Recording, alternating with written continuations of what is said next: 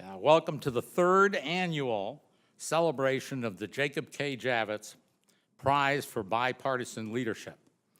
I'm Josh Javits, a member of the board of the Jacob K. and Marian B. Javits Foundation, which established the prize.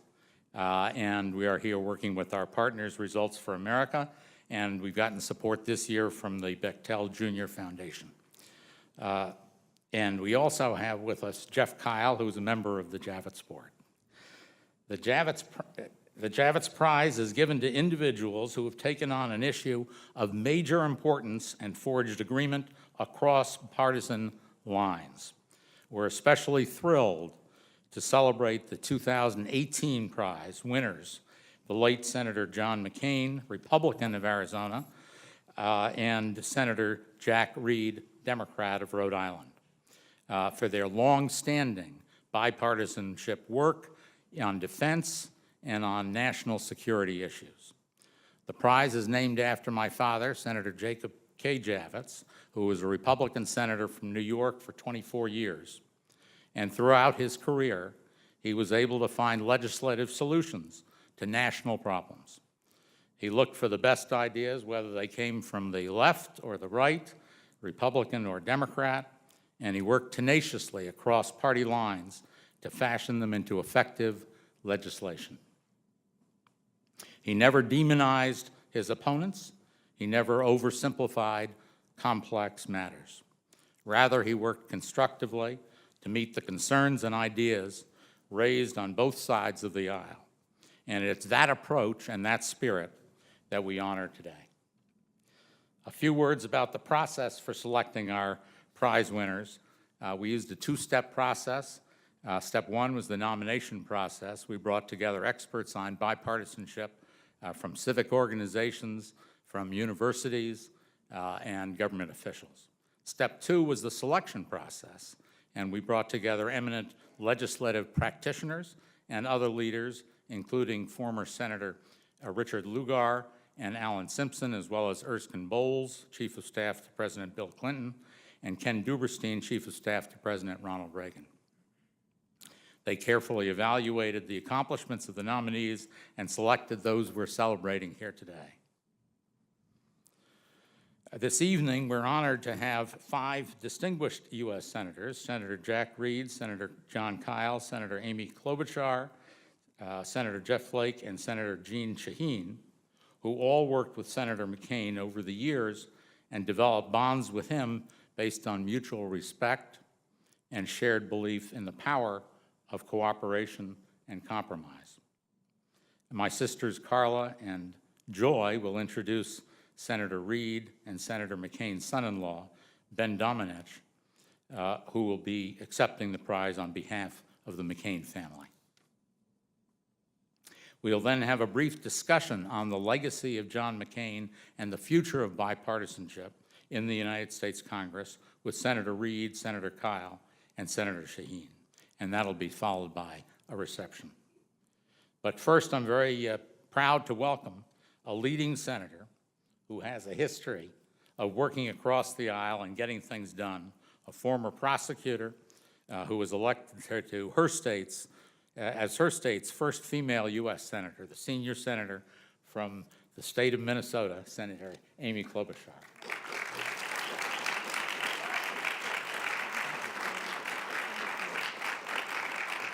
Thank you so much, Josh. It's such an honor to be here with all of you. Oh, there's my friend Jeff Flake. Thank you so much. And it is especially great to be here with you, Ben. Thank you. With Ambassador Volker, thank you for your leadership. Every time I see you, I think about Senator McCain. And to honor these 2 incredible patriots who really stood together, even when they didn't always agree, to do what's best for our country. And both Senator Reed and Senator McCain are leaders who believe that courage isn't just standing by yourself, giving a speech in an empty chamber. Not that they haven't done that before, but that courage is whether or not you're willing to stand next to someone you don't always agree with for the betterment of this country. So I'm going to focus my remarks on Senator McCain for two reasons. One is because I love Jon, and I literally miss him every day. I think of something where I wish that he was here with us. But the second is typical Jack Reed is like, don't talk about me at all. That is so him, because he is so humble, not only about his background, but what he's achieved here. So you all know Jon's background, so I'm not going to get into every single detail, but I just want to talk about how one senator who was pretty brand new when I first started, had the honor to work with him, got to know him. And actually, the first big trip I took with him was right after he lost the presidential race. And he invited me to go with him and Lindsay to Vietnam and to China and to Hong Kong and all kinds of places. It was a really incredible experience. So here's what I see. I see, first of all, this resiliency, right? He's just lost this presidential campaign, and he has to now humbly trudge around with me and all these countries, and it still had this zest for what he was doing. I remember one time Secretary Gates called him about an issue he was taking on, and you would have thought that he was a brand new senator. He was so excited to work on it. And here he had just run for president. I was also able to see how kind he was to me. We would go to these meetings, and a lot of women senators would tell you this. He would take us under his wings and take us on these trips, and you would be in rooms with foreign leaders where it would be all men on one side of the table and mostly men on ours. And on this particular trip, of course, Senator McCain would start out the discussions, but then everyone would look next at Lindsay because they knew who Lindsay was. And every time Senator McCain would get a little twinkle in his eye and said, I'm sorry, Senator Klobuchar is the lead Democrat on this trip, and she will be going next. And when he did that, he really sent a message to them that I was someone that they should listen to, that I had credibility, that they weren't going to give me unless he had done that. And he did that time and time again for women, both Republicans and Democrats in the Senate. The other thing, which is something you learn about Senator McCain when you get to know him well, was just his humor. And we end up going on a tour of the prison where he had been held for those over 5 years. And we saw that little cell. I cannot tell you, and of course he'd been back there before, but for me to think that was where he made this decision to allow others to be released before him. Because he knew that they were going to use him. They were trying to use him because of his dad being famous, and he wouldn't let that happen.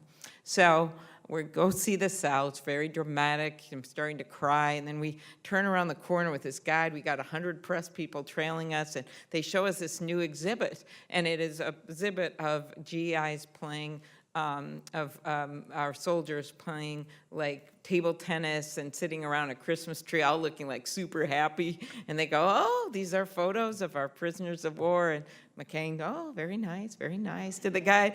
And then he turns to me and he says, I don't remember this at all. I don't remember anything like this. And then we get to this new exhibit of a glassed-in flight suit, and it is very pristine and has his name embroidered on it.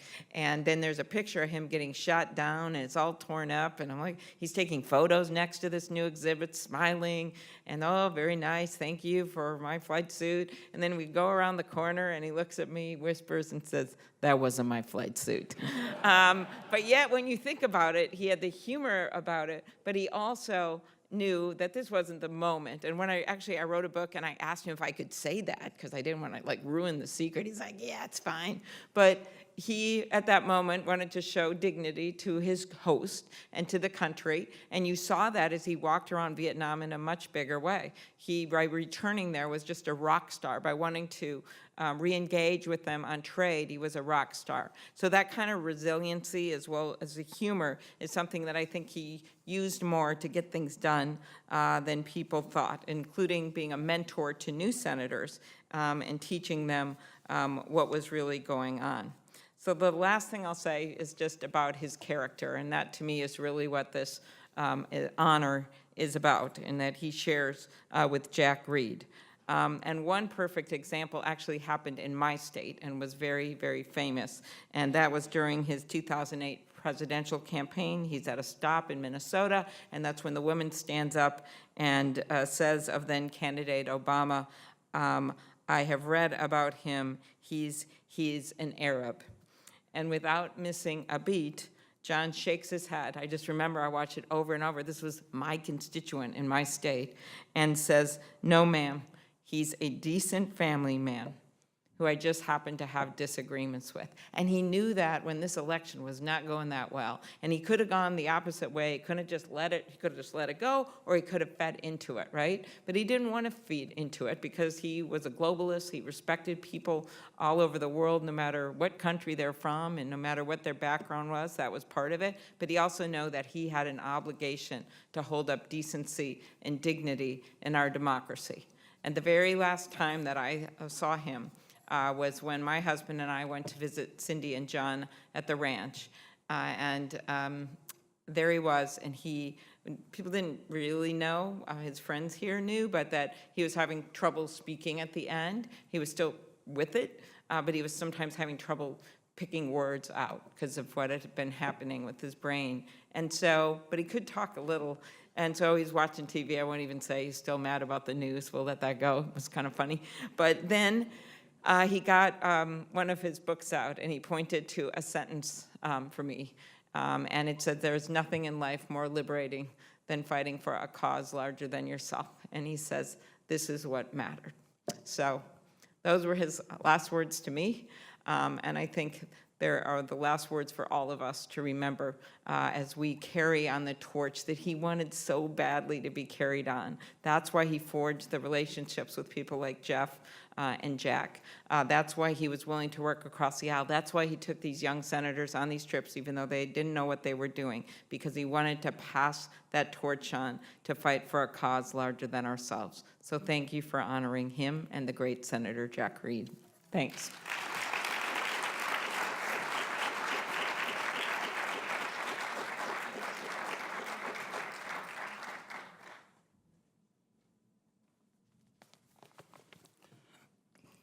Thank you for those words, those examples of bipartisanship with Senator McCain, and bipartisanship is a means, but getting to something larger than ourselves is the end. And Senator Klobuchar represents that as well. Thank you for being here. It's now my honor to introduce a senator who worked very closely with Senator McCain on behalf of the people of Arizona, a friend who traveled with him from Dixville Notch, New Hampshire to Afghanistan and back, and a leader who joined him in many bipartisan causes. Please join me in welcoming the senator from Arizona, Jeff Flake.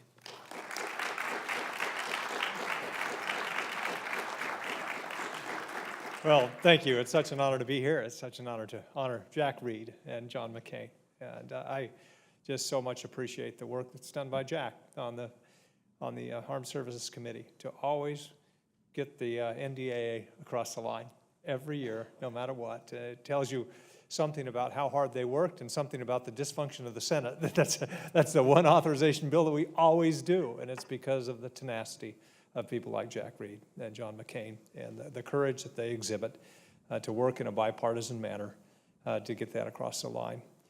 I came to the Senate in 2013 and was pulled aside immediately by Jon McCain saying, hey, got something for you. This little gang we're putting together, a gang of 8 on immigration. It's going to be fun, he said. He lied. No, it was rewarding and great, but it wasn't much fun during that time. But I tell you, I got to know how hard he works on just about every issue, Jon McCain, and what it takes to have courage on issues that are difficult in a state like Arizona to work on comprehensive immigration reform. But he did it again and again and again, and I was pleased to join him in that effort. Not long after I'd gone to the House, this was several years earlier, I had taken a position that Jon had taken before regarding earmarks, and my position had drawn the ire of some of the folks at home who liked some of these earmarks, and the papers were savaging me, and it was a particularly tough weekend when we were flying home that anyway, I was pretty down, and all of a sudden I see John McCain. He was on the same flight. He was up a few seats in front of me. He wanders his way back. I thought, oh no, not him too. He puts his finger in my chest, and he said, "Don't back down." He said, "They will come around. They'll come around." And they did. And I have always appreciated that wonderful advice that he gave. And I have always been impressed by the courage that he has shown, not just as a prisoner of war, but here in the Senate as well. Like Amy, I went to visit Senator McCain a number of times at his ranch in the months before he passed.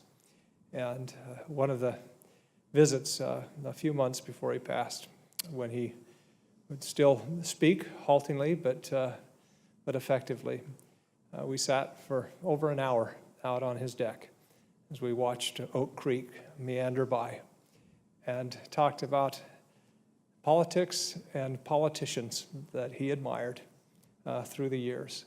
And it was a wonderful discussion about how politics has been and how it must be again, and the relationships he had and people that he mentioned, like those here in attendance.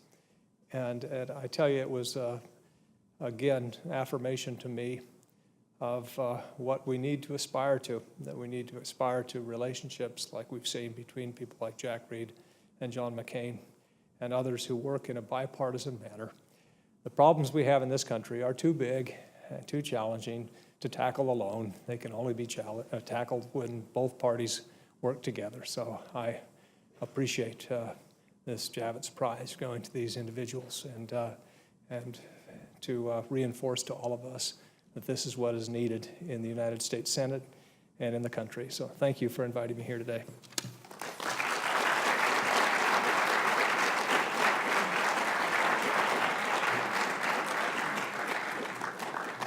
Thank you, Senator Flake, very much.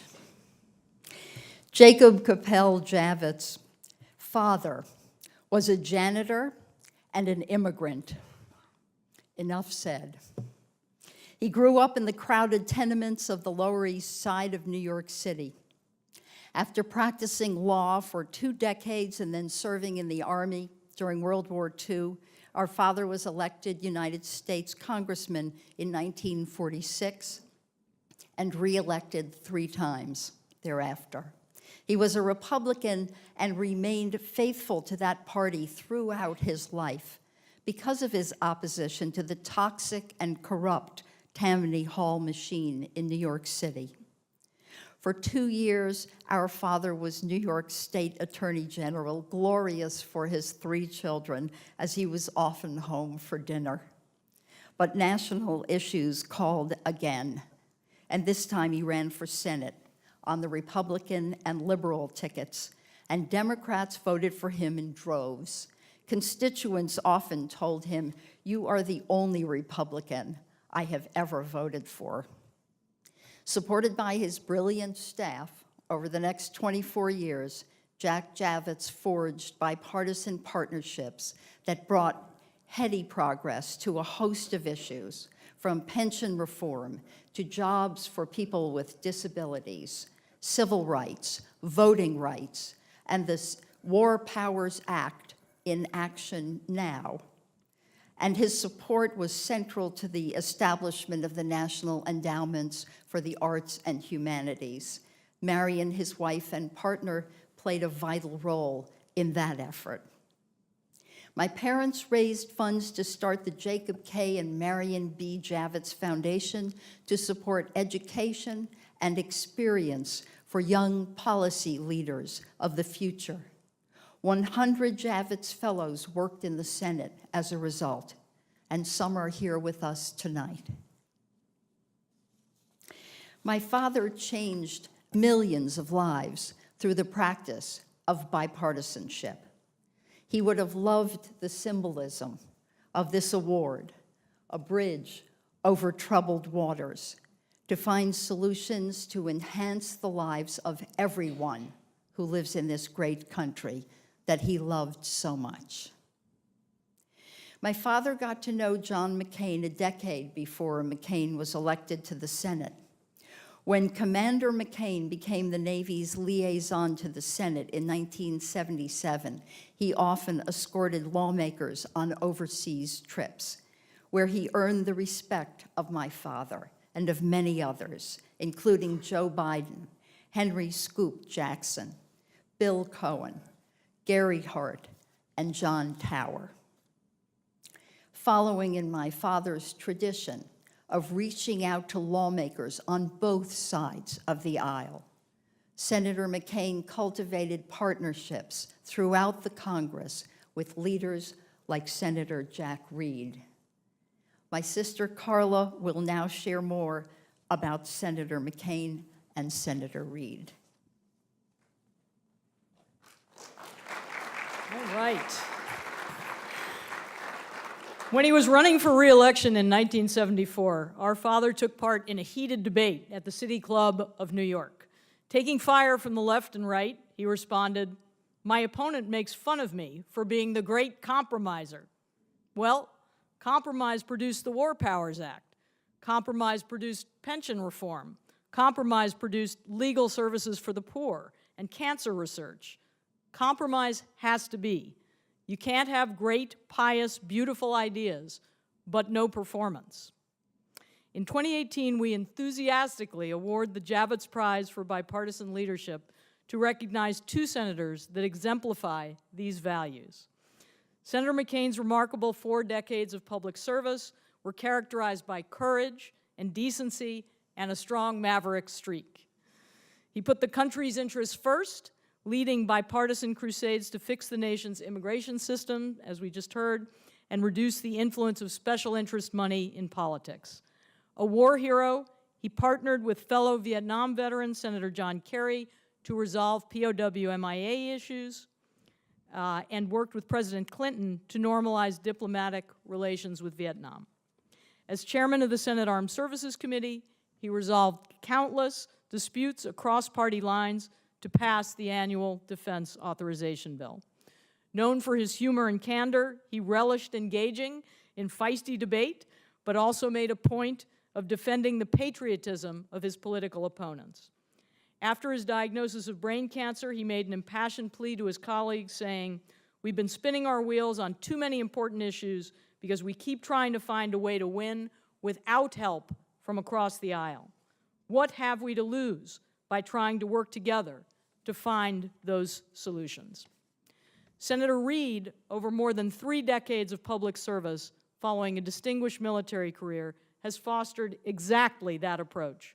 He worked with a previous Javits Prize winner, Senator Susan Collins, to boost federal investments in housing, transportation, and community development. He crafted bipartisan legislation signed by President Trump this year that increased support for pediatric cancer research and will ensure that more children have access to life-saving cancer treatment. As the ranking member of the Senate Armed Services Committee, he worked with Senator McCain to improve care for U.S. service members and increase the military's ability to respond to new and emerging threats. This year, he secured passage of the Defense Authorization Bill named in honor of Senator McCain. Senator Reed is widely respected for his strong work ethic, humility, as you heard earlier, and ability to develop working relationships across party lines. This prize recognizes each of these 2 highly effective, widely respected senators and their partnership.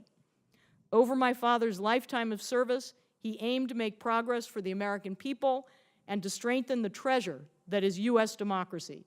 His huge smile would grace us today if he were here to see this legacy honored so magnificently. Congratulations to Senator McCain, we already miss you, and to Senator Reed. To accept the 2018 Lifetime Achievement Award for Senator McCain, we are honored to have with us the senator's son-in-law, Ben Domenech. Ben is a former speechwriter for HHS Secretary Tommy Thompson and Senator John Cornyn of Texas. He's the publisher of The Federalist, and of course, we all know another important role in his life. He's the husband of Meghan McCain. Please join me in welcoming Ben Domenech.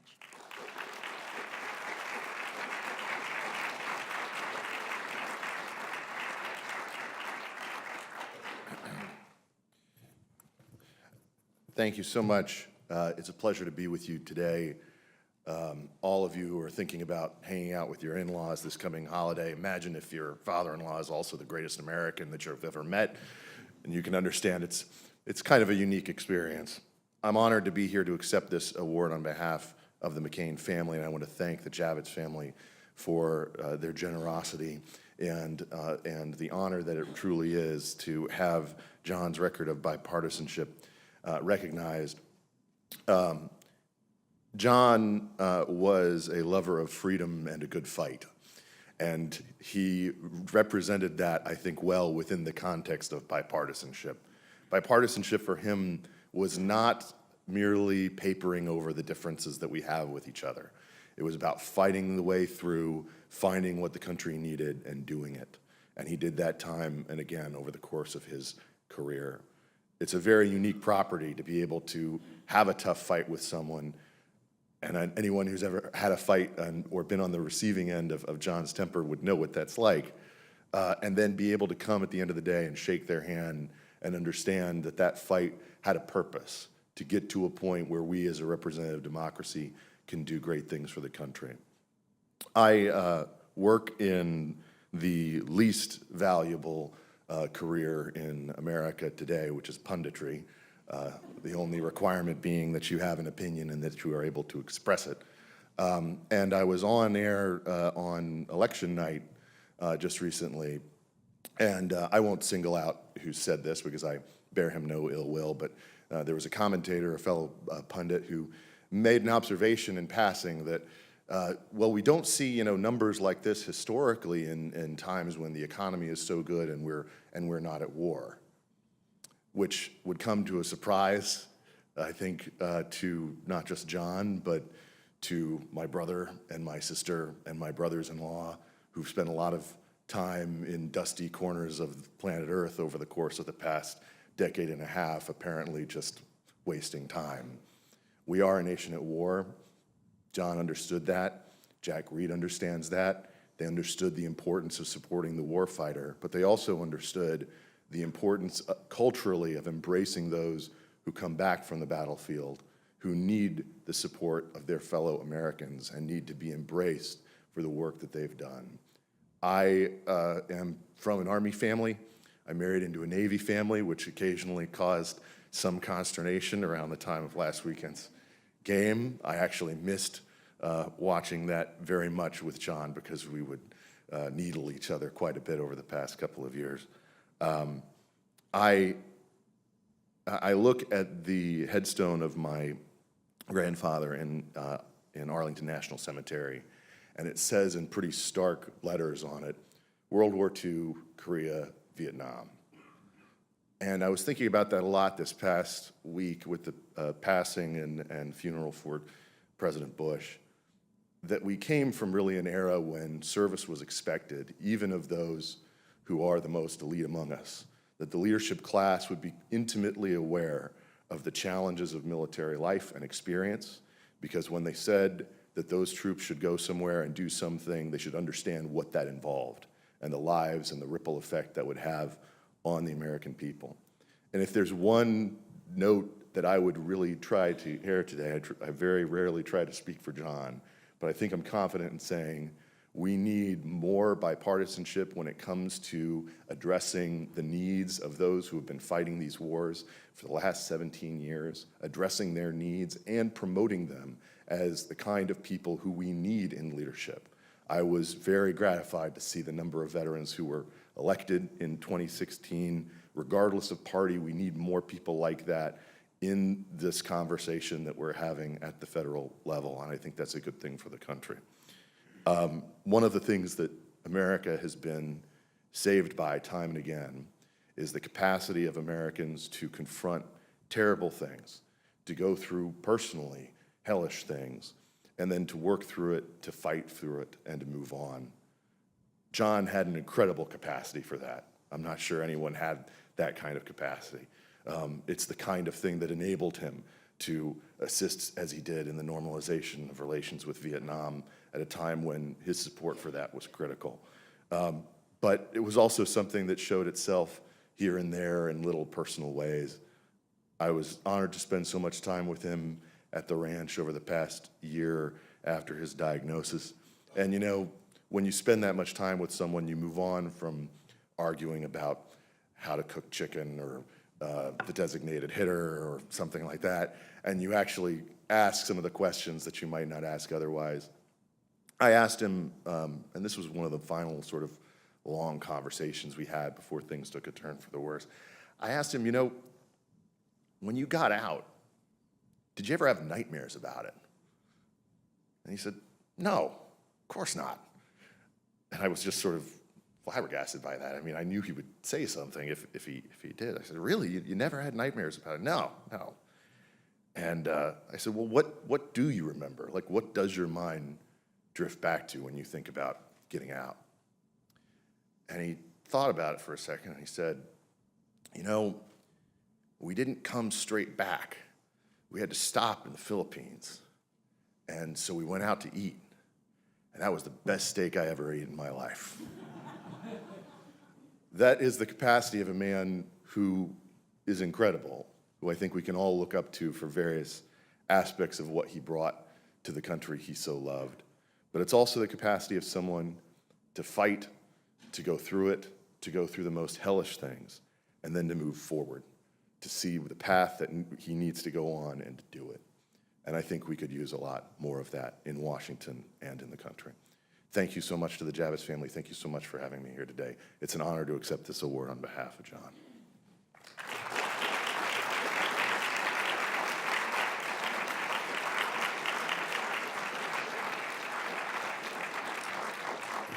Thank you for those very, very beautiful, very personal words. Take it to heart. Please join me in honoring and welcoming the senior senator from Rhode Island, Senator Jack Reed.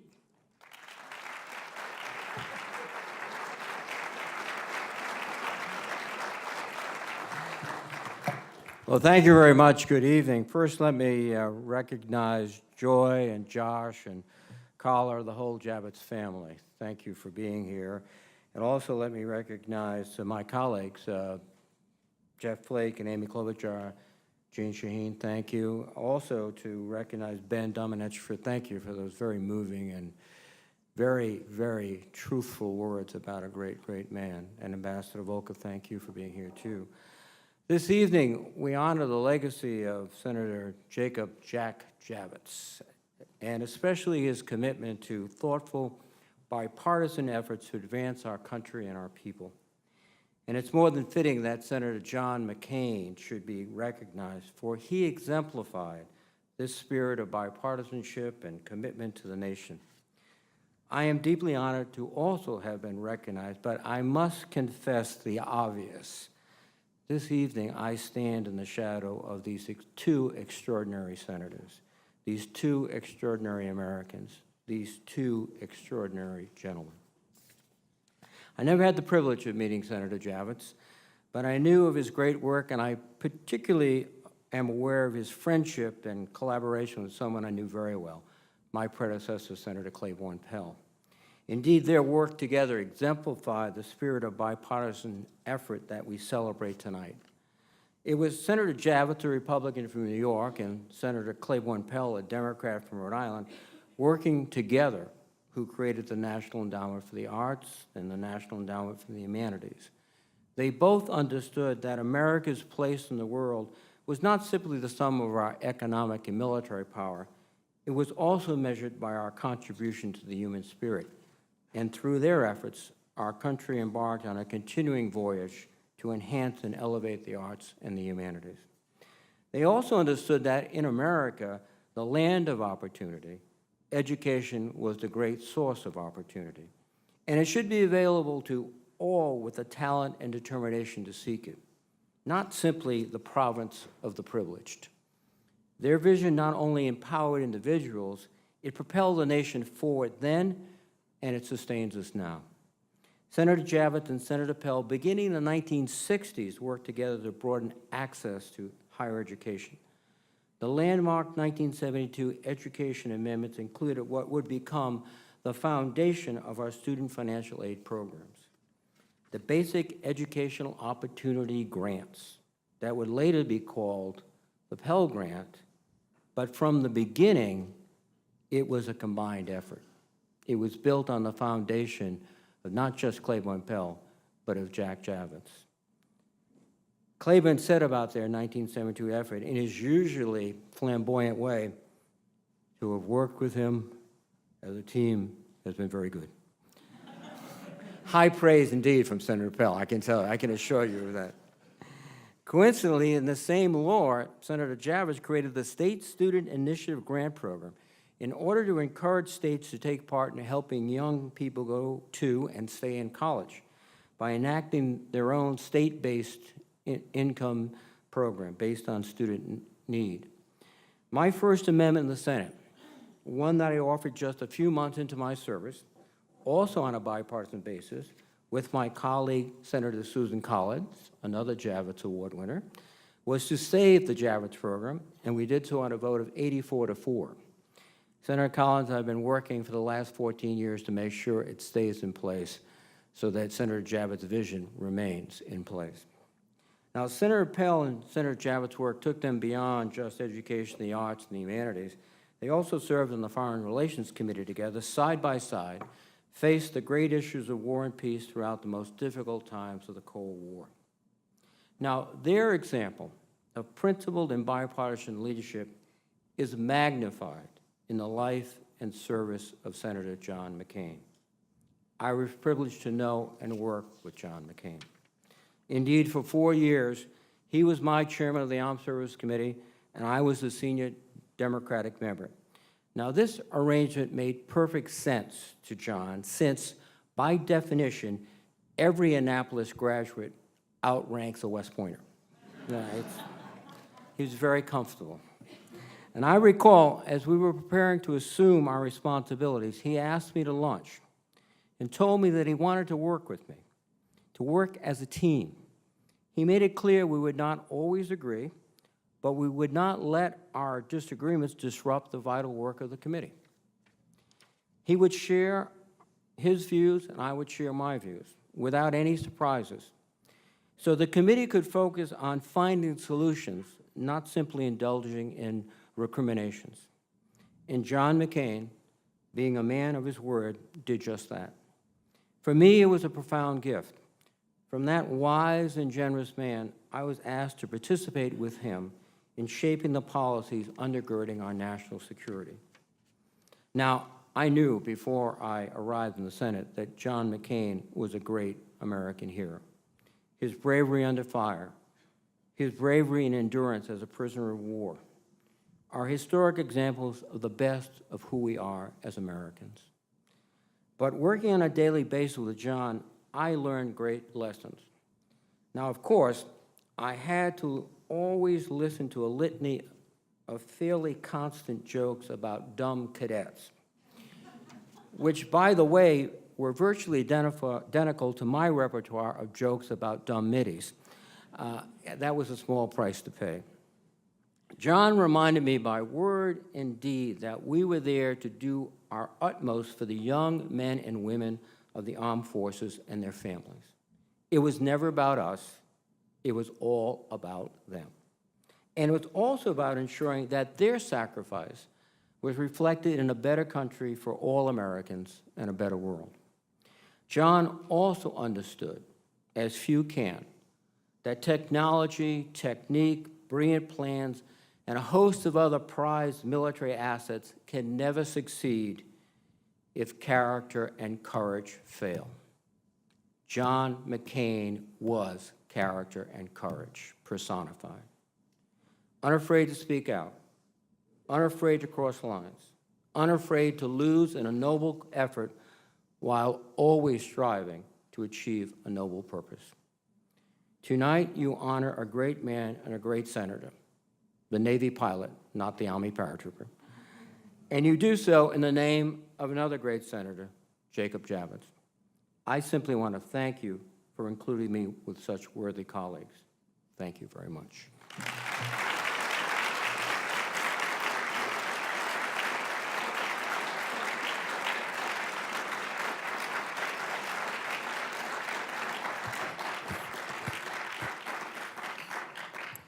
Thank you, Senator Reid, for those terrific remarks. My name is Kurt Volker. I have the honor of being here as Executive Director of the McCain Institute for International Leadership, which is a part of Arizona State University. After the 2008 presidential election, Senator McCain, Cindy McCain, and the president of Arizona State, Michael Crow, had the vision to establish an institute that would focus on building the next generation of character and values-driven leadership.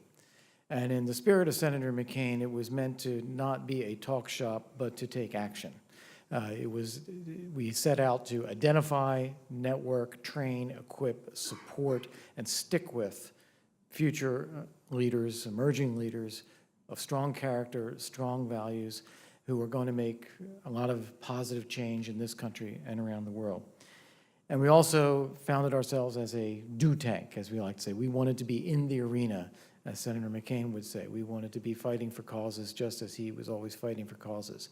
And we do so in areas of leadership development, combating human trafficking, supporting human rights and democracy, supporting the rule of law and governance, supporting international security.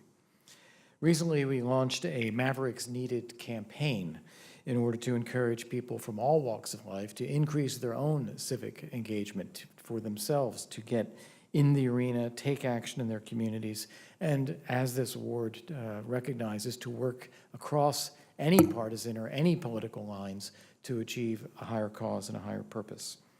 And so with that, I want to thank the Javits family, the Javits Foundation, for creating this prize, because you are recognizing exactly those characteristics and attributes that need to be lifted up and held up as an example for our country. So thank you for doing that. We are fortunate now to have a panel discussion to hear from 3 senators who have worked with Senator McCain and discuss both his legacy and what it means for our country and bipartisanship in the Congress going forward. This will include, of course, Senator Reid, and again, thank you for being here. Senator Shaheen, thank you as well for being here. And Senator Jon Kyl, who has represented the state of Arizona for decades in the House and the Senate, and was, all of them, very close friends and partners with Senator McCain. To moderate this discussion, we have Kevin Madden, who is a senior fellow for Results for America, a CNN commentator, and a political strategist who served as a senior advisor and spokesperson for President Romney during, or candidate Romney during his presidential campaign. Almost. Please join me in giving a warm welcome for our panelists. Thank you.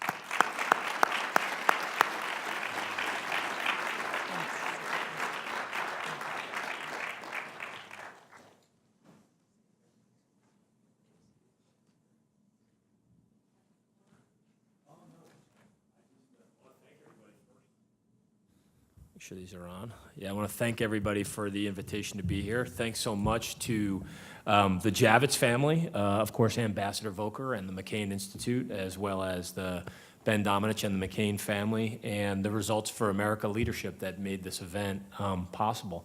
One of the things I just wanted to talk about is sort of consistent with what Senator Klobuchar and some of the anecdotes that we got from Senator Flake, was just some of your personal insights and some additional anecdotes into the leadership style that John McCain brought to the Senate and just to the American dialogue overall.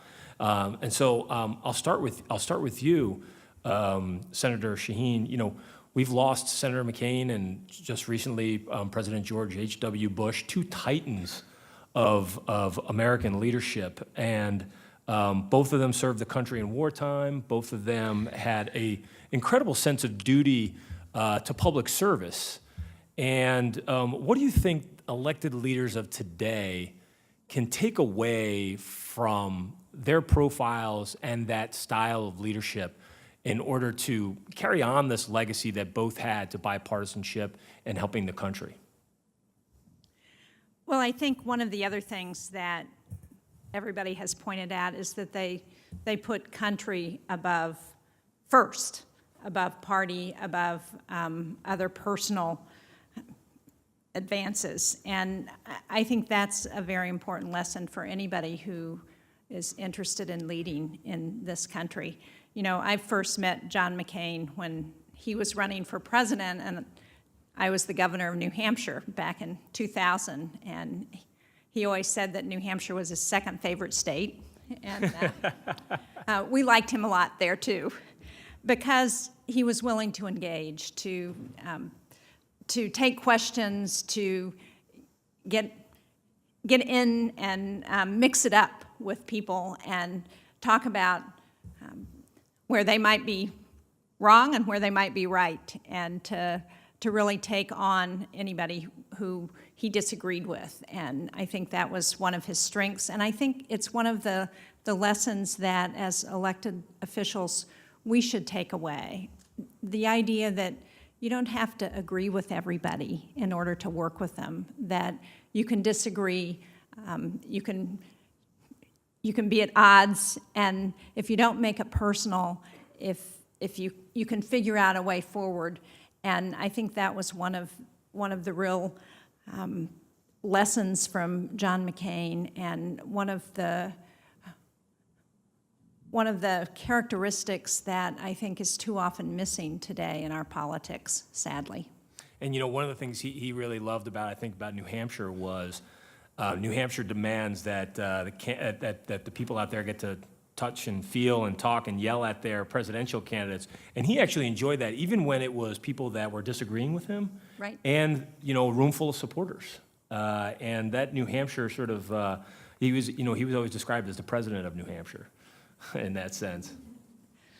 We'll take that. Yeah. Senator Reid, I'm sure you would have loved the opportunity to tell Senator McCain what the score was this weekend of the game. Well, I must say that 3 years ago, when Army broke a unprecedented losing streak, John asked me, but his requests are more like commands, that we go together to the Army-Navy game. Yeah.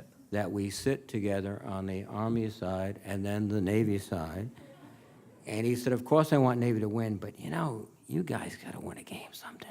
And when we got back the following, we went to the game and Army won for the first time in 14 years. And he said, you know, you guys played a good game, and not next year, but this year, it's okay. All right, it's okay. And I would have been pleased to inform him of the score this last weekend, too. But we're a long way from 14. But that friendly rivalry was a really important part of you having just a strong personal relationship. And how important are those strong personal relationships to advancing bipartisan legacy on Capitol Hill? And what was the key to it?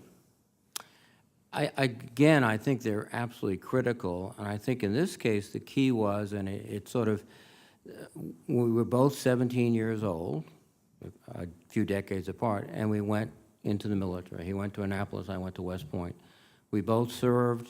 He served much more courageously than I did, probably one of the most extraordinary American heroes we've ever had. But he gave me essentially credit for, you know, the guy served, he was a ranger, he was a paratrooper. So when he got really, really upset at me, instead of being very vocal, he would walk away for a while until he came back, and then we both sort of sat down and figured it out. I never had the temerity to get upset at him, because how can you get upset with an icon? So I was just, okay, fine. But no, I think there was this shared experience. And I think one of the other aspects, too, that in our military service, his again more distinguished than mine, you get to meet people from all across this country. And you get to do something that's not about your state, your city, your family group, or anything else. It's about the nation. It's about sacrificing for the country. It's something bigger, much bigger than any of these little issues that come up. And I think that obviously was the motivating force in his career, and I think together we shared that sense. Yeah. Similarly, Senator Shaheen, you worked with both Senator McCain and Senator Reid on the Armed Services Committee, including with Senator McCain on legislation that provided visas for those in Afghanistan who supported the U.S. mission there. What was and how was the committee able to advance that bipartisan legislation every year even when there were big disputes over foreign policy and national security? Well, you know, I think there's been a culture created at the Armed Services Committee that was due in large part to the leadership, certainly under John McCain and Jack Reed. They showed us that they could disagree and still move forward and get something done. And I think it has to do with the fact that the protection of the security of the United States is so important. I think everybody who serves in Congress understands how important that is, and that's the prime responsibility of the Armed Services Committee. But it's also, as Jack and Ben both said in their remarks, it's also about understanding and appreciating the sacrifice and service of the men and women who serve in the military, and making sure that they, as Jack said, John McCain did so well, and as Jack continues to do, they were always number one in terms of thinking about decision-making on the committee. And so when things broke down, if you invoked the fact that we need to, you know, we have people fighting overseas, we have people in harm's way, we can't break down and not get something done. We have no option. We've got to keep moving forward. And I think that has really been important to the committee culture. Yeah. So another question for both of you, but I'll start with you, Senator Reed. One thing that was amazing about John McCain was no matter what, he was always an optimist, right? He would always, remember, what was the line he used to have say, like, right, it's always darkest right before it's pitch black? Right. Yeah, no, But, you know, we have a new political alignment here in Washington come January. There's already, if you watch, you know, the news, everybody will say that their acrimony has already started. But I think John McCain would have been optimistic about the chance to find bipartisan agreement on really big things. What gives you optimism, and what do you think leaders in Washington, D.C. should be focused on, and what they should be optimistic about, even in these hyper-partisan times? Well, I think one of the things that we should be optimistic about is that the American people came forward and voted very strongly, and some places for Republican candidates they trusted, some places Democratic candidates we trusted. But this was a challenge, this election, to the American people. Would they exercise their ultimate authority and vote? And they did. And that, I think, is probably one of the most optimistic aspects of the election. And it also should send a signal to all of us that, you know, we now have, and in the best of times you have, an engaged citizenry who are going to exercise their rights, who we have to listen to. And when you listen to them, it's a much more bipartisan approach to issues. It's not the very narrow scope, no, I'm going to do this, I can't do that. So that, I think, is very, very encouraging. You know, and John was, again, a real optimist. I would suspect that was one of the factors, his incredible courage, that got him through difficult periods, both as a pilot and as a prisoner of war. And that sort of sense that, you know, no, we're going to make it, it inspired other people too, and he was very good. I was thinking, well, some folks were talking about his jokes, and there was one that he used constantly. He said after the election in 2008, he went home and slept just like a baby. He woke up every 3 hours and cried. And that was the kind of sort of like, yeah, I know I lost, but let's get on with the business. It's, you know, I've got a joke, let's go, we got things to do. And that was John. Yeah, his humor was really important in getting through rough times. I mean, humor really cuts through a lot, and when you can laugh about things, it's really important. So last question to you both, and this time I'll start with you, Senator Shaheen. What can elected leaders and engaged citizens do to reduce some of this polarization and tribalism? It's not all on everybody in Washington. Some of it takes place around the country. What do you think we can do in the spirit of bipartisanship and the you know, the McCain legacy and the Javits legacy do to get engaged citizens and elected leaders from all around the country to put the tribalism aside and try to look on try and find common solutions? Well, first of all, I would say that things are not as bad as they often appear on the nightly news, that there's actually a lot of bipartisanship that goes on. Today, we voted 60 to 39 to advance an amendment around Saudi Arabia. We voted for the Farm Bill, I think 80-some votes to 17 or something like that. So a lot of the work that goes on here is very bipartisan. This year, for the first time since I got to the United States Senate, we had an appropriations process that actually worked for the first time in 20 years. We passed the defense appropriations on time with bipartisan support, and we funded the social services, health and human services aspect of the domestic side of the budget on time. So even though people are looking at the news tonight and they're seeing the president saying, well, we're going to have a government shutdown, the fact is most of government was funded on time for the first time in about 20 years, and that's a very positive sign, and we need to remind people about that. And the reason that happened is because of those relationships that you talk about. And when you have a relationship with someone, when you know them, then you're willing to trust them, and you can disagree and yet still come to some positive outcome. You can figure out how to compromise. And again, that was one of John McCain's skills, that he understood that and he could do that.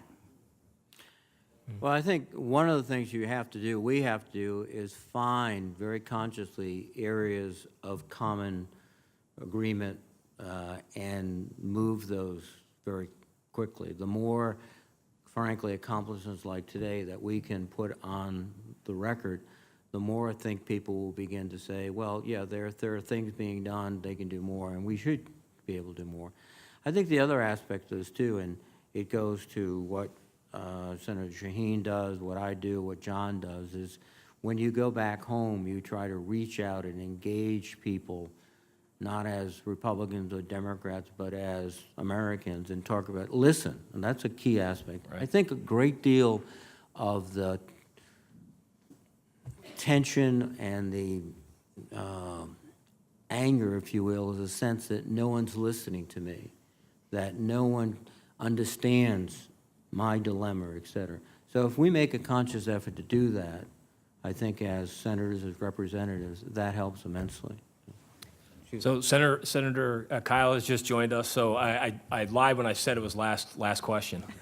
But Senator Kyl, we were just reminiscing over some of the insights and anecdotes that Senator McCain brought to the legacy of bipartisanship and achieving bipartisan solutions here in Washington.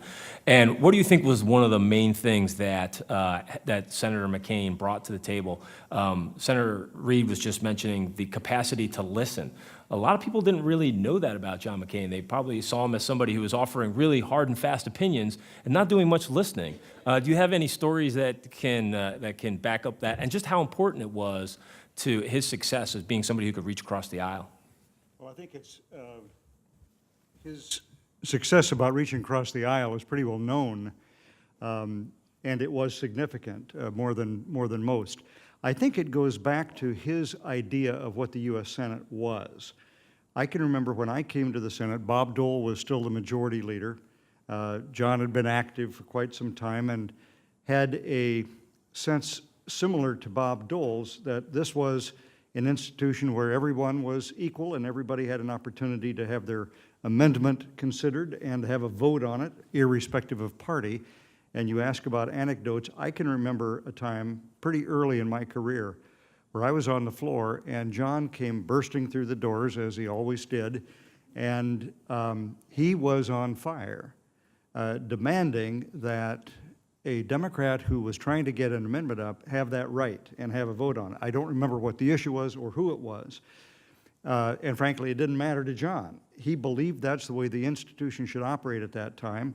He always did, and he was going to say something about it. He wasn't one to hold his opinions back. And as I reflect back on it, you can fiddle around with the rules all you want to, but at the end of the day, it's the comity that one senator has for another, for each other in the body, that really make it operate, because we can all finagle around with the rules to get our way on something or to stop somebody else from getting their way, more likely. But if you give everyone the courtesy that you would have them accord to you, in the old days, it seemed to work out more or less, and I think Jon felt that's the way it should be for the best results, but also just because it was the right thing to do with each other. So I know he believed that deeply, and I saw him argue for it, and I can remember him standing up in conference lunches and make the same point oftentimes. Yeah. And it didn't really matter whether it was a Democrat or a Republican who was trying to make the point.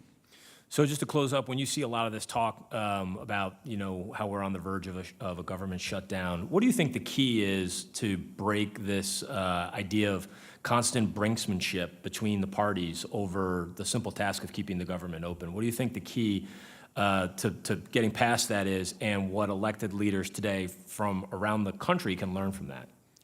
I think that doing things by regular order, that is to say, where the committees did their job, and the leadership did not try to run everything because every decision was so important that it could only be made by the two leaders.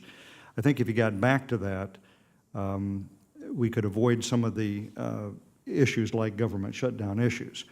Now, I do know that Leader McConnell has been trying to do that, and I think in the last year had, 2 years ago had success, and this year had some success. It's just that we have about 20% that wasn't done by the regular order, and we find that if there's any percent that's not done, toward the end of the session, there's going to be a fight about it for one reason or another. So I think if you did things the way that they were supposed to be done, with everybody else participating, it would be less likely that it would all come down to the leaders and the president making the final decisions for everyone. Well, if there's one thing I probably would have learned from Senator McCain, it's never stand between a group like this and the reception. So I'm going to wrap it up there by thanking you, Senator Kyl. Thank you, Senator Reid. Thank you, Senator Shaheen. Thank you. And thank you to the Javits Center, Ambassador Volker, and the McCain Institute. Michele, Jolin. So just a few more thank yous. I'm Michele Jolin. I'm the CEO of Results for America, and we were so thrilled to be able to co-host this with the Javits family. Thank you to the McCain Institute. Thank you to the Bechtel Foundation. Thank you to Carla and Joy and Josh. You've been such a pleasure to work with, and what you do to honor your father's legacy is really amazing. Thank you to our senators, and thank you especially Senator Reid for accepting this bipartisan prize and for everything you do to promote bipartisanship in the Senate. Now I want to invite all of you to join the reception to celebrate the Javits legacy and bipartisanship, Senator Reid and Senator McCain. Thank you. Thank you so much. Thanks, Sandra. Thank you as always. I'm so sorry.